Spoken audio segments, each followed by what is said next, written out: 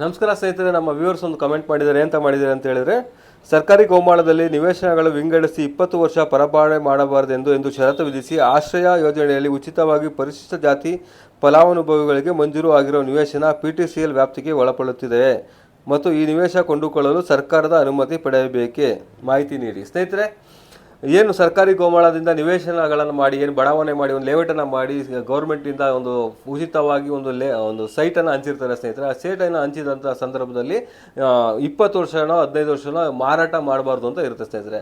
ಆ ಟರ್ಮ್ ಏನಿದೆ, ಆ ಟರ್ಮ್ ಮುಗಿದ ನಂತರದಲ್ಲಿ ಯಾರೂ ಸಹ ಮಾರಾಟ ಮಾಡ್ಬೋದು, ಯಾರೂ ಸಹ ಕೊಂಡುಕೊಳ್ಬೋದು. ಈ ಖಂಡಿತವಾಗಲೂ ಈ ರೀತಿಯಾಗಿ ಬಂದಂತಹ ಆಸ್ತಿಗಳು PTCL ಕಾಯ್ದೆಗೆ ಒಳಪಡೋದಿಲ್ಲ ಮತ್ತು ಯಾರು ಸಹ ಖರೀದಿ ಮಾಡ್ಬೋದು. ಆದರೆ ಏನು ಕಂಡೀಷನ್ನು 15 ವರ್ಷ ಮಾರಾಟ ಮಾಡಬಾರ್ದು, 20 ವರ್ಷ ಮಾರಾಟ ಮಾಡ್ಬೋದು ಅಂತ ಇರುತ್ತೆ.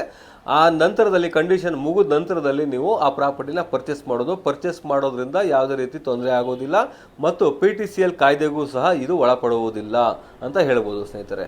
Thank you.